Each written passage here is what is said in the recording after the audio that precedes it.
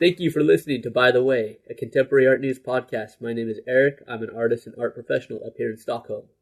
And my name is Ando, and I am an artist, a machinist, and a podcaster down here in Copenhagen. Oh, have you seen that movie, The Machinist? I haven't, actually, which I suppose was an unfortunate thing to compare myself to. I've heard about it. Dude's starving, bloody murder, everything's horrible. That's the life of an artist podcaster. That's why I thought you were saying you were a machinist. No, I'm actually trying to repair a machine that's right behind me. It's a piece of shit, and I hate it. Oh, in your darkroom? Yeah. All right. Yeah, so anyways, I think today we're going to talk about Anish Kapoor versus the NRA. Oi! I like that.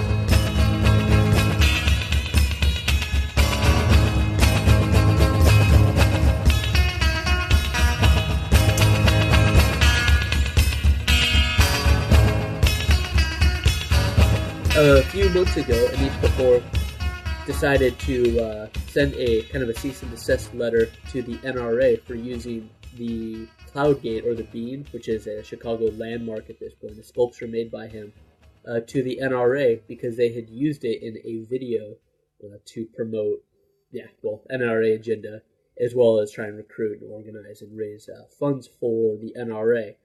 I sent this video to you, Andreas, just about 2 minutes before we started to record. You didn't know why I sent it to you, so you've not really had any thought about what or why I sent it to you. I'm going to go ahead and play it really quick so our listeners can get an idea of the tone of it and some of the verbiage that they use in it. Should we use like a trigger warning or something?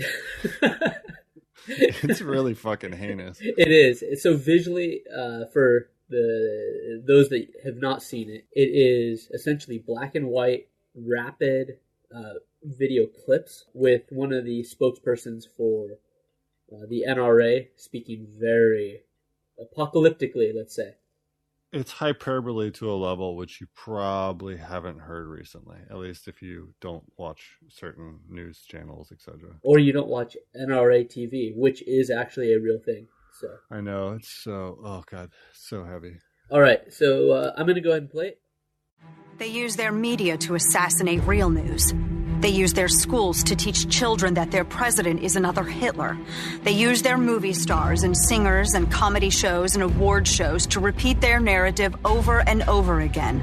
And then they use their ex-president to endorse the resistance, all to make them march, make them protest, make them scream racism and sexism and xenophobia and homophobia, to smash windows, burn cars, shut down interstates and airports, bully and terrorize the law-abiding, until the only option left is for the police to do their jobs and stop the madness. And when that happens, they'll use it as an excuse for their outrage. The only way we stop this, the only way we save our country and our freedom, is to fight this violence of lies with the clenched fist of truth. I'm the National Rifle Association of America, and I'm freedom's safest place. Freedom's safest place. You know, she didn't mention podcasts, specifically fine art podcasts, as a danger. Well, they're definitely a danger to your pocket. Do you think that we could get them as a sponsor, maybe? No, it's kind of funny. This was a YouTube video, and I think my son must have watched a few videos before, because of my suggested videos to watch after now are Thomas the Train. So I thought you were going in a way darker place, like your son was watching something which suggested that video, and I was like, uh-oh. No, he's only 3 years old. Come on. I'm pretty sure they start him young in certain parts. Yeah. Well, so in any case, like I said, this video was made actually late 2017, released 2017.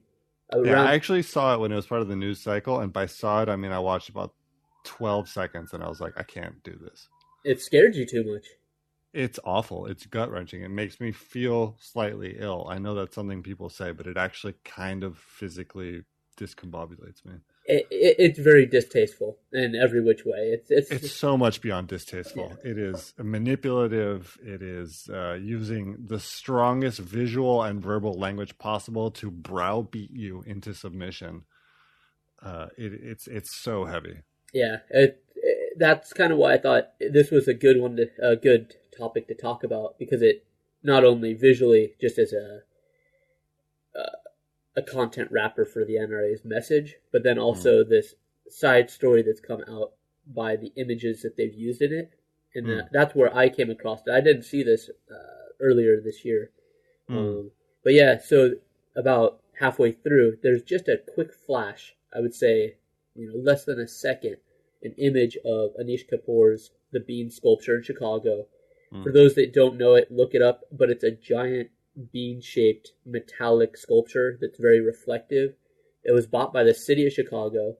So the city of Chicago are the owners of the work, and Anish Kapoor actually filed a copyright in the U.S. for it in 2016. So it's a copyright work now, or the image of it. So he filed a complaint with the NRA and said, hey, just essentially move the ad and stop making it. That was it. And thought, I'm not going to take it any further, just do the right thing, because he was disgusted like you were as well. And they didn't comply. And so that's where he's now taking it a little bit further, and now he's actually filing a lawsuit. And the fine or the punishment to the NRA would be $150,000 per infringement, and that's whatever a judge would decide. So that could be impressions on YouTube. It could be how many times it was printed.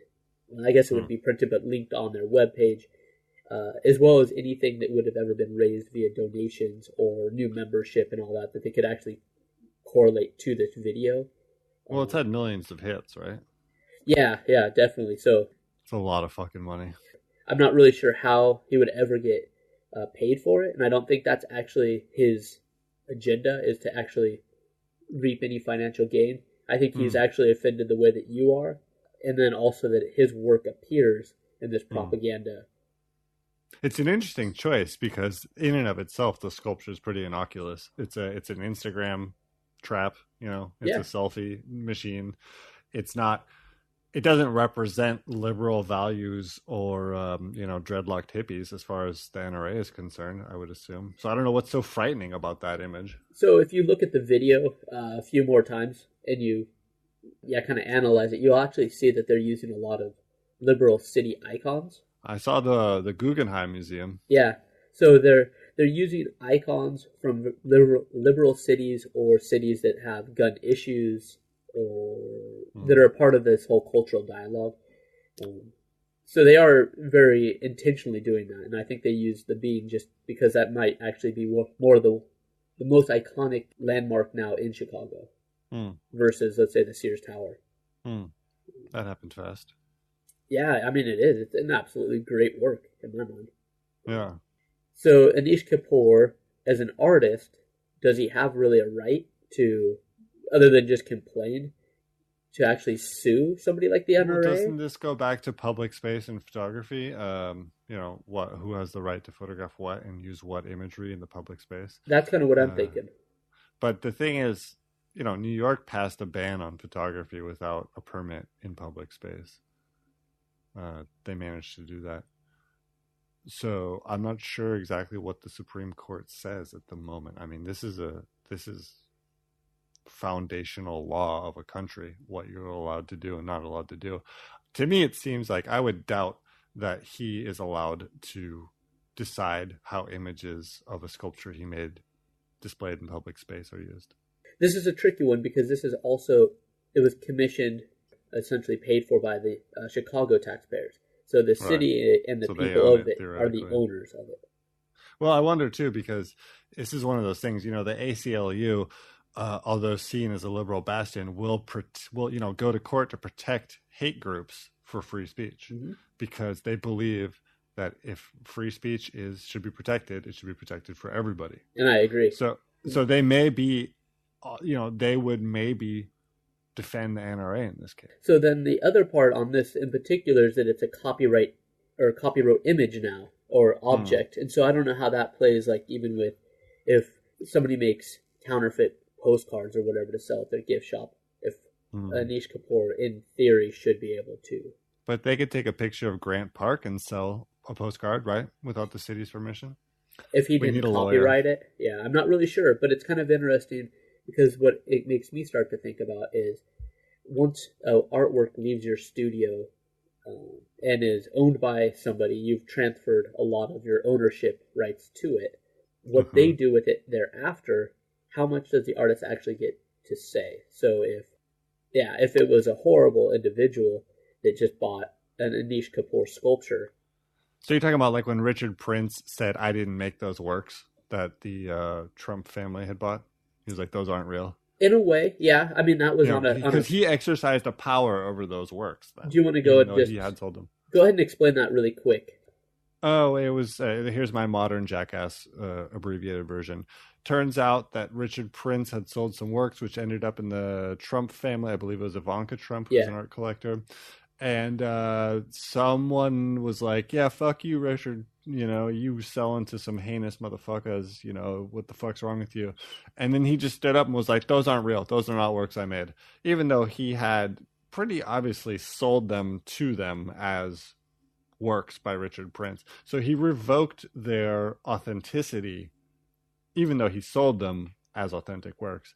Now, whether he had the power to do so, like I'm sure an auction they would sell as authentic works, he has really no power over them. But he's devalued them by putting his own, he's rescinding his authenticity of them, although the paperwork says otherwise.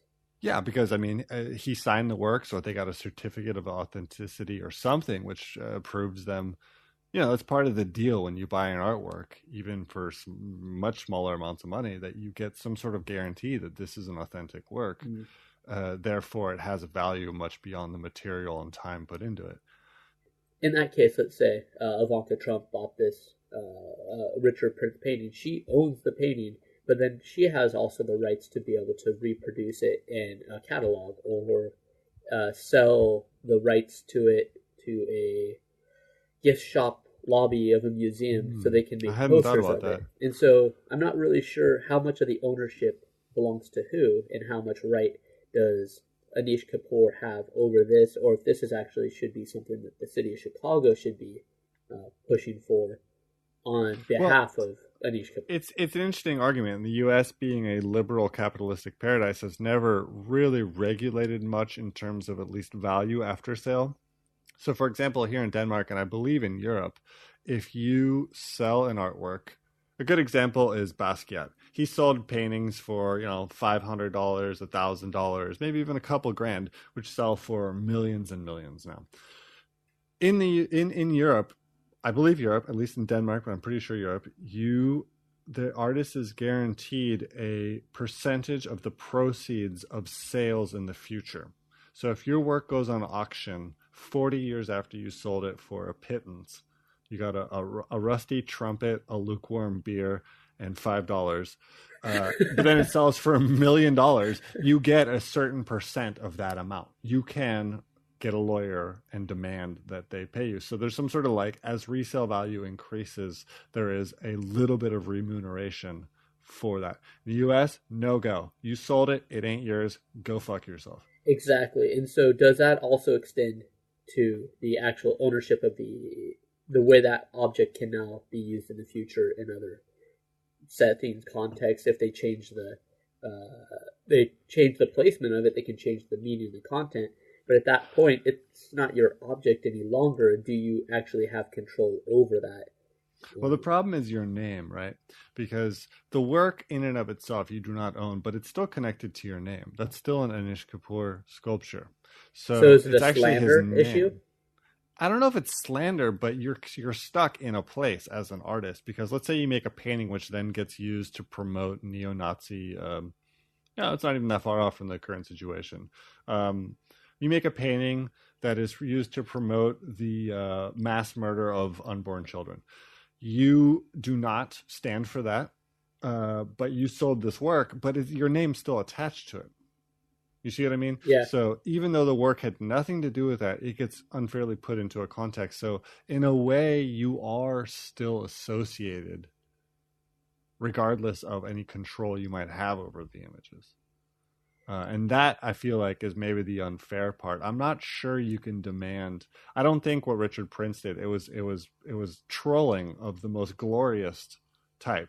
But I don't think he has any right to say, "Oh no, those aren't real works. I didn't make them." I don't think in the real marketplace and in the resale or authenticity that actually does anything. I think it was purely a little stunt that he felt like he should do to And he's voice good his at- opinion. I think it was smart and fun, and maybe it devalues him a little bit because who wants to deal with that type of history or like lineage on the work? Sure, but he's in such a powerful position, he can do that.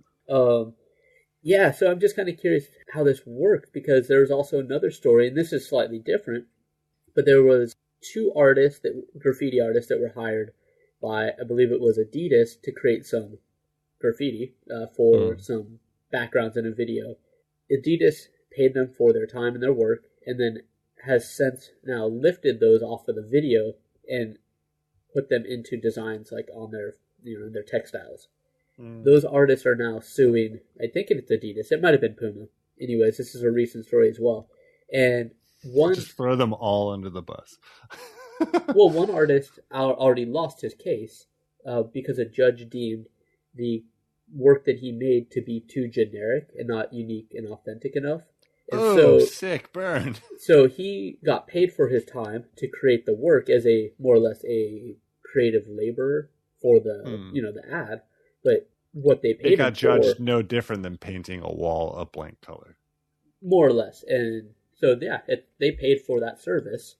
The other one I think is still in deliberation or some form of the process. But it was kind of interesting that. But that's a contract issue, right? It is. Because you agree on what your image can be used for in this case. So if you're not a dum-dum, if you're not awake, they might hand you a contract that says, we own this no matter what. Yeah, we can perpetuity. do anything we want to it. It is ours. You can just walk the fuck out that door, Or if you maybe have lawyers or, you're on top of your shit, you can say, yeah, you hired me to do this wall for a video. You can use that forever. But any other change of usage involves a new contract or a new right, So in this case, I imagine that Anish Kapoor sold the work to the city like he did. The city is the one who owns it, or the people, and any lawsuit should come from, as a civil suit from the people, or a state or federal lawsuit from the city of Chicago, not from the artist. Maybe the artist could get themselves involved and put pressure or raise awareness. Well, they at no point said his name either. It's just a work that's attributed to him, which, let's face it, your average person has no fucking idea who Anish Kapoor is. No, but they might recognize the bean. Of course, but they recognize it because of their cousin's shitty vacation to Chicago. Clark Griswold right there. Now thinking they're from Chicago. National Lampoon, I like right? Chicago a lot. Yeah, look, I actually am going to have to say I don't think he has the right to sue for that. That being said, the NRA should not be dicks and take it out because it does nothing to promote their cause. But not being dicks is fundamentally something they're not capable of. Yeah. Dude, they are the worst. And like the worst part is, now I'm really going to fucking shoot my own foot off. I enjoy firearms. I'm American enough to be like, I do enjoy firearms. What I do not enjoy is other people who own firearms and political, people. Why is there not an organization or I guess there probably is, but some sort of like, I'm a liberal and I like guns and I'm for gun control and not having children mowed down at schools and not having psychos with guns. Kind of the equivalent of the log cabin Republicans. So right, fiscal conservatives who are socially libertarian, essentially. Like, whatever the fuck you want to do, go do it. I don't give a fuck. It's a really tricky one because then a lot of artists are, like, now I'm thinking Frank Gehry could come out and say, anybody who uses, Grant Park in an ad or, or the Guggenheim or wherever. It doesn't seem like he's going to win this case. No. It doesn't seem like it's possible because it opens the door for way too many other types of interventions, legal interventions in this case. And the right to photograph in public, aside from this little rule that New York made, has been entrenched as a freedom to the American public. So do you think this should have been squashed as essentially no story, meaning that it probably won't be anything other than just to raise awareness that Anish Kapoor hates the NRA?